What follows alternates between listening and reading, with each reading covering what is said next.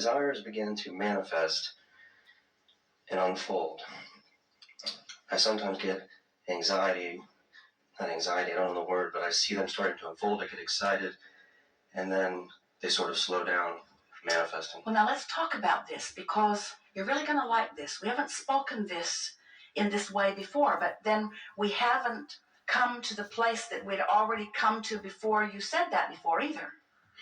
In other words, we just laid a really good new basis to understand this question in a new way.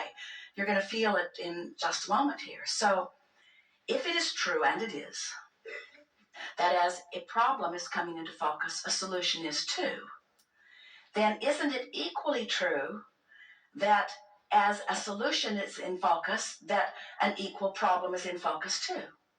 In other words, have you ever seen a sound wave or a light wave or any kind of vibrational wave? There's two sides to the wave, aren't there? In other words, the wave, it has an equivalent. It can be small and it can be large, but it's equivalent in either case. So when you knew what you didn't want and now you know what you do want, so life is moving forward. Now, maybe on another subject, you're more focused on the negative side of the wave than you are the positive side of the wave. So maybe you've tuned yourself negatively. Let's back up. Here will be an easier way to hear it. You can't set your radio dial on 6:30 a.m. and hear what's being broadcast on 98.7 FM. Frequencies have to match up. The transmitter and the receiver have to be in sync. So let's say that you have several subjects that you're focused upon, and on one particular subject that you've wanted a lot about, you now have managed for a little bit of time to focus more inside the vortex, and so now things are moving along for you in a better way. But because you're not really yet completely at one with maintaining your inside the vortex vibration, occasionally you slip off into another vibration. And when you do, you now have access to the other side, the not good feeling side of that wave. Doesn't that make sense to you? A lot of times people say, I'm afraid to let myself want something because I will be so disappointed if it doesn't come. Well, what that is that's an awareness that I want that and I don't want the opposite of it. But the fact that I really, really, really want it means I really, really, really don't want the opposite of it. And frankly, I was happier when I sort of wanted it and sort of didn't want the opposite of it. When I sort of wanted it, then I could be sloppy in my thinking and it wasn't painful. But now I really want it when I'm sloppy with my thinking. It's painful.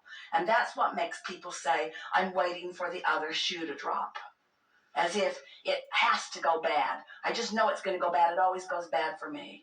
And we say, it depends on where you're focused. The potential for wondrous or awful things is yours in every moment. And it all depends on where you've trained yourself. So now, think of different people you know or different segments of society that you know.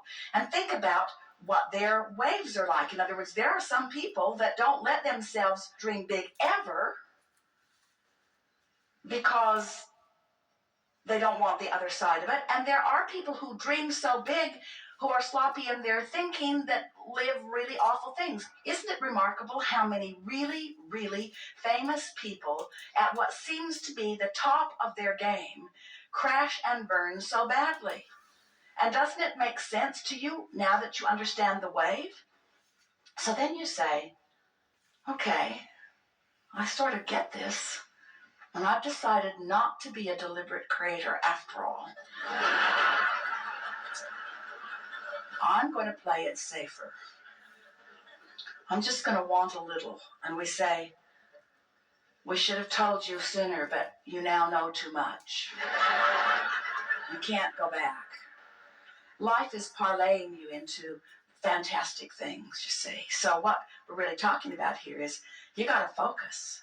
You got to focus, because what's coming to you is coming in response to your allowance. And here's the thing that makes what we just said to you interesting and funny, but different than the way we were playing with it. And here's what we mean by this. You've already played your hand.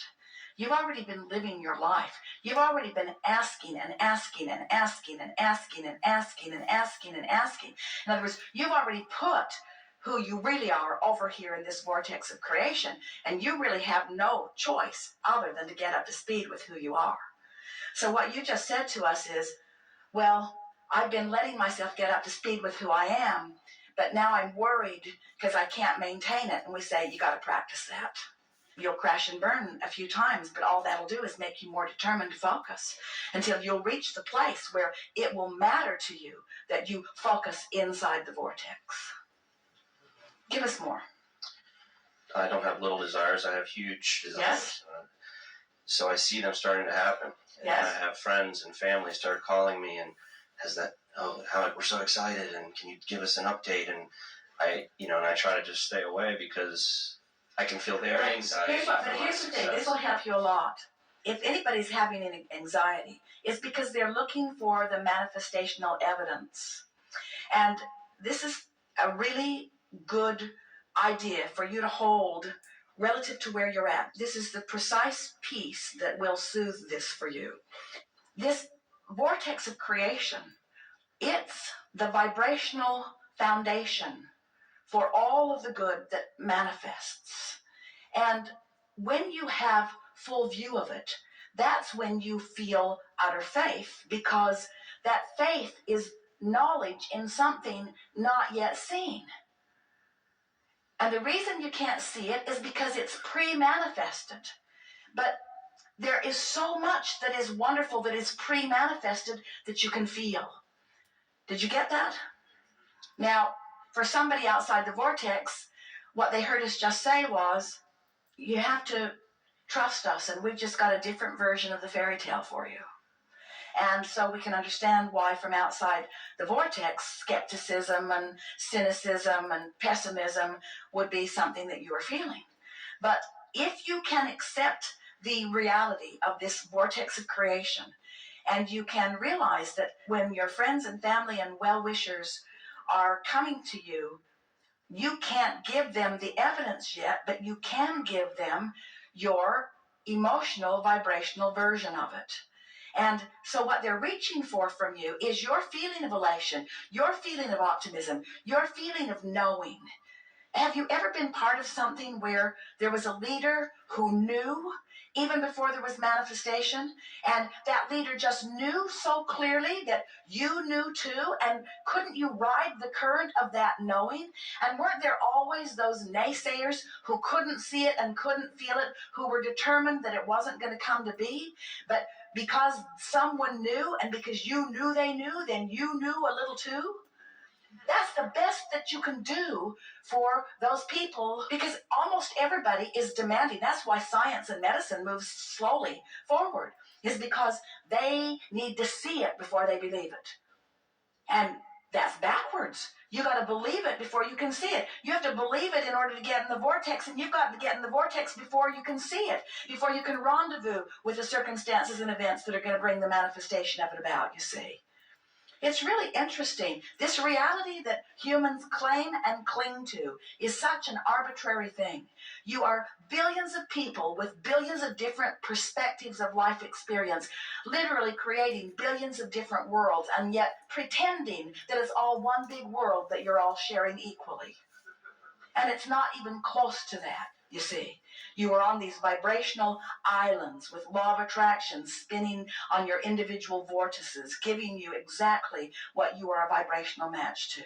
So the first thing that we would say to you is, if we were standing in your physical shoes, would leave them all out of the equation, well-wishers or not. Because if you need to prove to them what they need to see, then they've got you focused outside the vortex, and that's why you feel a diminishment of your joy. So somehow you have to convince them that you're onto something, and you know you're onto something. We know that they are well-meaning, and we know that you know that they are well-meaning. We're just saying, you got to do what's easiest to keep you focused in the vortex. So if someone says, how you doing? You say, tuning my frequency. You say, well, how's it coming? Great, I feel great. What have you got to show for it? Joy. Well, what else you got to show for it? Vitality, clarity. What else you got to show for it? All that you're doing, what do you have to show for the work that you've been doing? Enthusiasm, life, passion. That all?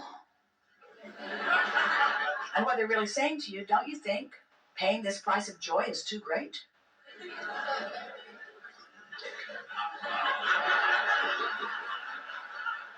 Someone might even say to you, well, you seem really, really happy, and you seem like you've got the world by the tail, but I don't see any evidence of well-being in your life. Wait, everything I want is because I think in having it I will feel better. And now I found a way to feel better even before it comes. They say, yeah, that's what I'm saying. It hasn't come. What a lot of people on this path say is, all the things I thought I needed to manifest in order to be joyful, I felt joy before they manifested. But then they manifested. In other words, they can't not come. Okay. Thank you very much.